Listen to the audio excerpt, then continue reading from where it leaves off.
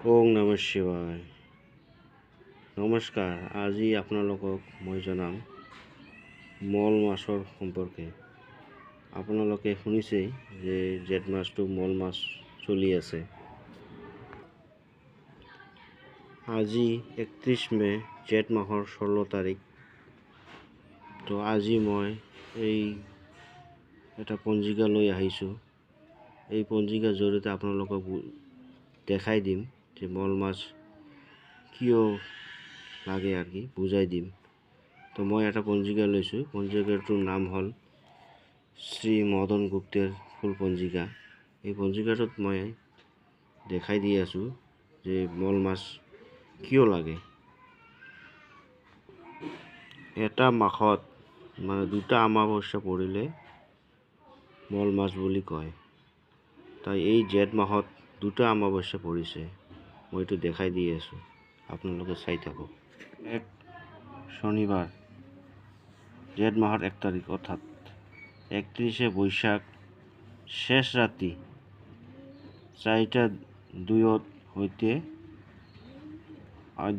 অৰ্ধৰাতি 1:51 পৰ্যন্ত, অৰ্থাৎ জেঠ মাহৰ 1 তাৰিখ শনিবাৰ, তাৰ আগা দিনা 31 বৈশাখত দিনা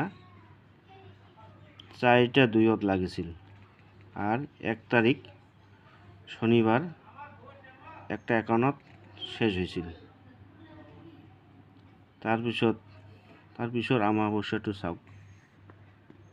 31 সোমবার অর্থাৎ জেঠ মাসের 31 তারিখ, পূর্ব দিন মানে আগর দিন দিবা দিনত 11:33 হইতে অর্ধ দিবা 9:05 পর্যন্ত, অর্থাৎ 31 তারিখ তার আগা দিন 30 তারিখ, 30 তারিখ আগা দিনত 11:33 হইতে অমাবস্যাটো লাগিছে আর লাগিব। শেষ হব 9:05 পর্যন্ত। এইটুকে মানে এটা মাহত দুটা অমাবস্যা পড়লে মল মাস বলে ধরে শাস্ত্র অনুযায়ী। তা মল মাস জন্য বিবাহ নিষিদ্ধ, মানে বিবাহটো নচলে। এনে নিত্যকর্ম সবই চলে, বিবাহটো না চলে। তো এনে ধৰণৰ ইনফৰ্মেটিভ ভিডিঅ' পাবলৈ হ'লে যদি আপোনালোকে ফেচবুকত দেখি থাকে, ফেচবুক পেজটো ফলো কৰিব।